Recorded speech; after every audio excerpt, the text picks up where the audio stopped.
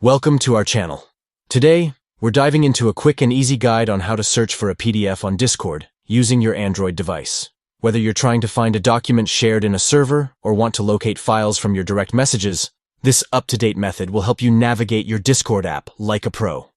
First, grab your Android device and open the Discord app. This is where the magic begins. Once you're in, look for the search icon, which is represented by a magnifying glass at the bottom of your screen. Give that a tap, and you'll be ready to find your files.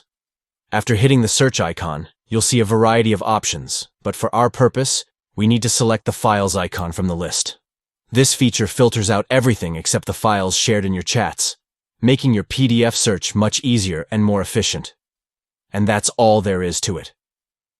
With these simple steps, you can easily locate any PDF file shared on Discord.